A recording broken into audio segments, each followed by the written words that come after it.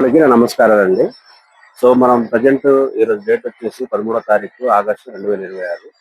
So, మనం పత్తి చేనులో ఫీల్డ్ తిరుగుతా ఉంటే మనకైతే విల్ట్ సమస్య అనేది కనిపిస్తా ఉందండి. చూడండి ఈ చెట్టు గాని, ఈ చెట్టు గాని, ఈ తోట మొత్తంలో అక్కడక్కడ చెట్లయితే చస్తా ఉన్నాయండి. దీన్నైతే మనం విల్ట్ సమస్యగా, వేరుకుళ్ళు సమస్యగా మనం గమనించామండి. సో, చూసుకోండి. పైన ఇగురు మాత్రం పొడబడతా ఉంది. కొంచెం కింద మాత్రం హెల్తీగా ఆకులైతే కనిపిస్తా ఉన్నాయి. సో, ఇది మెల్లమెల్లగా ఏంటంటే మొత్తం పాకి పక్కనున్న చెట్లకు కూడా అంటుకునే ప్రమాదం ఉంది. ఈ విల్ట్ సమస్యని మనం అధిగమించాలంటే మనం బ్లూ కాపరు ప్లస్ న్యూట్రో స్ప్రెడ్, అదే విధంగా ఫ్లోరా, ఇది ఫంగిసైడ్ మందండి ఇది.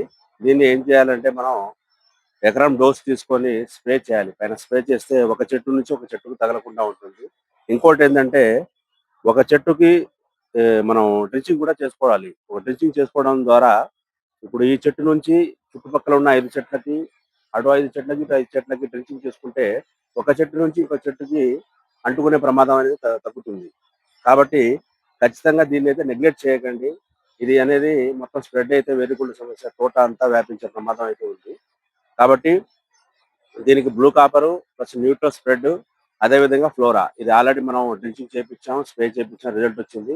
అదే కాకుండా మళ్ళీ ఇంకోటి తీసుకుంటే వైకే ల్యాబొరేటరీస్ వాడిది ఫాస్ట్ రూటెక్స్ ప్లస్ క్యూరెల్, అది కూడా డ్రింకింగ్ చేయండి ప్లస్ స్ప్రే చేయండి, 2 విధాలుగా చేయండి.